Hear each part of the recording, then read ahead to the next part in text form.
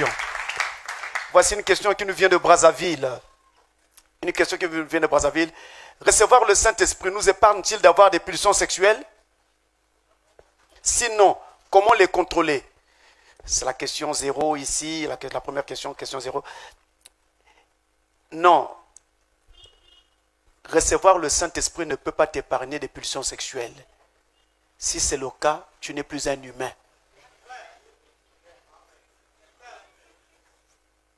Le Saint-Esprit dans ton cœur, il va t'aider lorsque ces pulsions viendront à ne pas y donner cours. Donc, il te rappellera la parole et il te donnera la force également de surmonter ces choses-là. Mais ça ne veut pas dire que parce que tu as le Saint-Esprit, tu n'auras plus de pulsions. Mais si c'est le cas, comme tu as reçu le Saint-Esprit, tu n'auras plus jamais faim. Ne mange plus. Parce que ça se passe dans la biologie, dans la physiologie de l'individu. C'est physiologique, c'est humain, c'est biologique. Donc, il arrive toujours un moment où on va sentir des pulsions sexuelles malgré le Saint-Esprit. Maintenant, le Saint-Esprit, lui, il te dit, ne donne pas cours à tout ce que tu vis ou tout ce que tu vois. Et l'autre chose, c'est que, en fait, si vous vivez dans la consécration, donc c'est-à-dire la lecture de la parole et la prière abondante, vous aurez beaucoup plus de force de surmonter les tentations. Mais quelqu'un qui prie moins aura moins de force à surmonter les tentations. Parce que le Saint-Esprit dans son âme n'est pas suffisamment nourri. Voilà pour la première question ici de Brazzaville. Une question qui nous vient de Pointe-Noire. Est-ce qu'au lit, tous les coups sont permis? Non. Non. Ce n'est pas permis. Vous êtes un chrétien. Il y a des choses que le monde fera que nous ne pouvons pas faire. Et la femme ou la sœur, en tant que fille de Dieu, elle a le droit de dire ça, la parole de Dieu ne le permet pas. Mais attention, sœur, surtout pour celles qui sont déjà mariées ou qui viennent d'être mariées. Si tout le temps vous dites à cet homme-là, la parole dit, la parole dit, la parole dit, la parole dit, il ira dehors. Il faut parfois aller consulter le pasteur pour qu'ensemble vous voyez comment on peut faire pour trouver un certain équilibre par rapport à certaines choses. Mais ne dites pas toujours non, non, non, non. Vous risquerez d'avoir des problèmes. Je vais vous montrer une chose. Porter des culottes pour une jeune fille, c'est contraire à la parole, non? Elle ne peut pas s'exhiber comme ça dans la rue, vous savez, non? Mais dans sa chambre, c'est permis. Comment vous faites à la douche? Vous faites comment? Est-ce que le Saint-Esprit n'est pas à la douche? Vous lavez avec vos vêtements? On me demande ici, les positions sexuelles viennent-elles de la descendance de Caïn?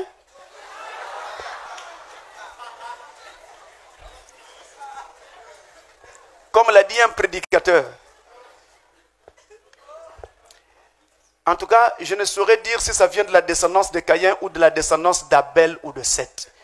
Je sais simplement dire, mes frères, qu'au fur et à mesure de l'évolution de l'humanité, de l'homme dans la société, alors ils ont découvert qu'ils pouvaient faire ceci, qu'ils pouvaient faire cela, et que ça donnait plutôt tel ou tel résultat. C'est comme ça que les choses se sont affinées au fil du temps. Mais ce n'est pas une école qui aurait créé ça après.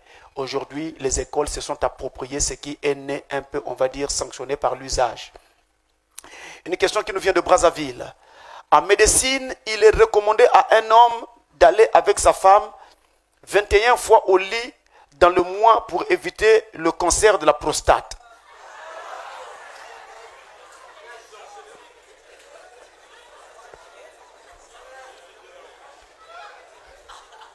Si votre femme n'en peut pas, possible de prendre une autre femme selon Exode 21, 10. Afin d'éviter le cancer de la prostate. Est-ce que j'ai un médecin ici? Il n'y a pas un médecin qui peut nous aider là? Non, non, non, non, non, non, non, non. Vous êtes devenu un lapin ou quoi? Non. Non, non, non, non, non. Il ne s'agit pas de cela. Je pense qu'à partir d'un certain âge, je pense à partir de 40, 45 ans, 50 ans, pour éviter le cancer de la prostate, il y a une chose qu'il faut faire. Et vous devez dire à votre femme doit vous préparer des courges. Les courges, oui, c'est ça. Oui. Vous devez souvent manger les courges. De temps en temps, dans la semaine, dans le mois, vous mangez souvent ça, il n'y aura pas de souci. C'est ce que votre femme doit faire. Autrement, finirez là. Que dire, ça c'est une question qui nous vient de la RDC, donc du Congo démocratique. Que dire à une femme qui refuse d'aller avec son mari sous prétexte que c'est un jour de culte?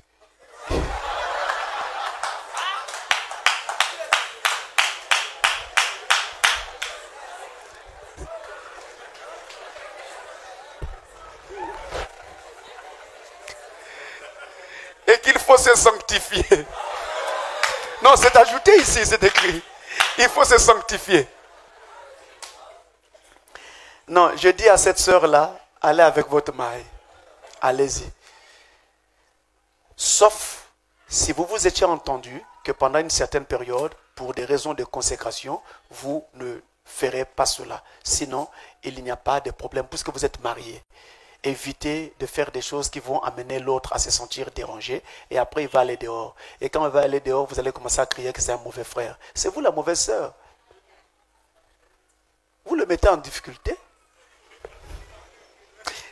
Une question qui nous vient de Kinshasa, du Congo démocratique toujours. Féticher le match.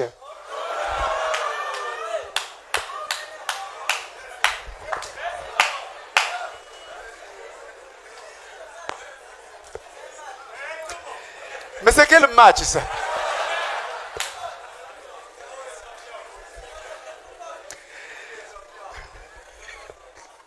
On dit ici, féticher le match, entre parenthèses, prendre des aphrodisiaques avant la nuit des noces pour une belle prestation.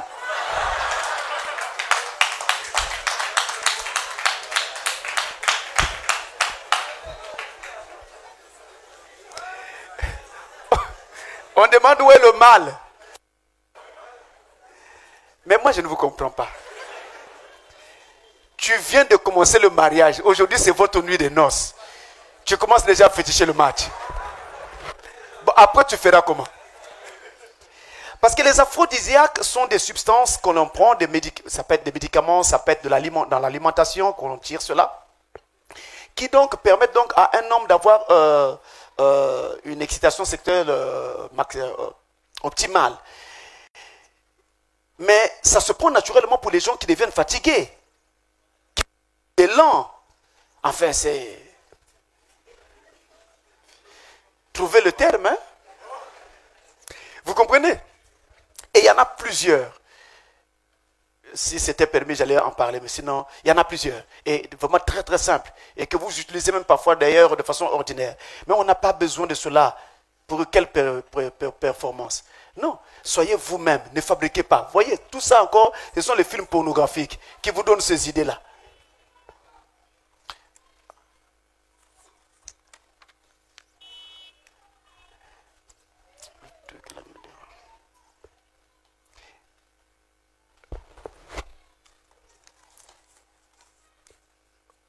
Oui.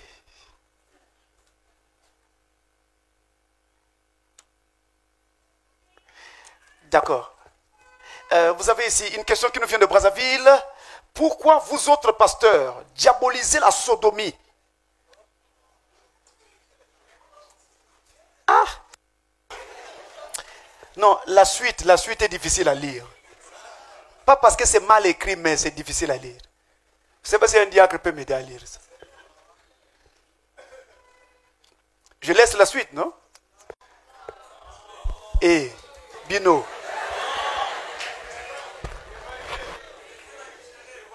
J'ai fait quoi? Pardon?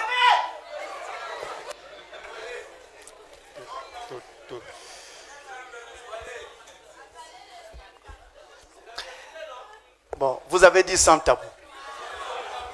D'accord. Je relis la question.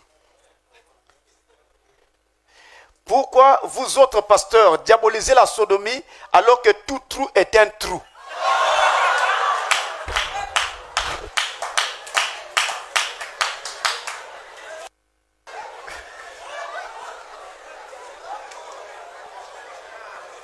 Oh, Brazzaville, Brazzaville. Mais Brazzaville est terrible.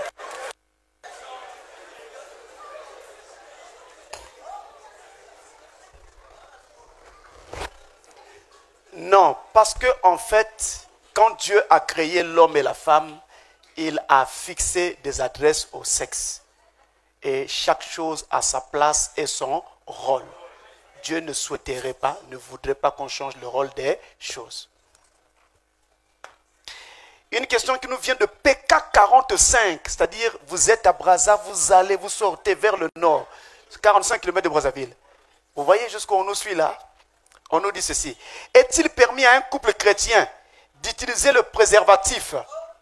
Et encore, est-ce un péché d'aller avec une femme pendant la période de menstruation? Je commence par la seconde. Aller avec une femme pendant la période de menstruation était interdite dans l'Ancien Testament. Mais dans le Nouveau Testament, on n'a aucune disposition de ce genre. Donc maintenant, je ne peux pas dire que ce soit interdit, à condition que vous ayez suffisamment...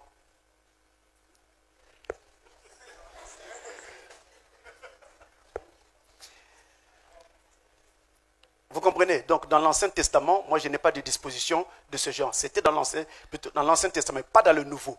Je me comprends? Je me fais comprendre, non? Là, nous sommes dans la disposition du Nouveau Testament. Est-il permis à un couple d'utiliser le préservatif? Bon, très honnêtement, j'aurais aimé répondre à ce couple-là directement. Je ne sais pas qu'est-ce qu'il faut dire. Mais je dirais oui. Parce qu'il y a, enfin, je dis oui en étant responsable. Il y a plein de choses qui peuvent en fait déranger la vie du couple. Une grossesse indésirée, ça va déranger le couple. Un enfant qui va naître que vous n'avez pas attendu, que vous...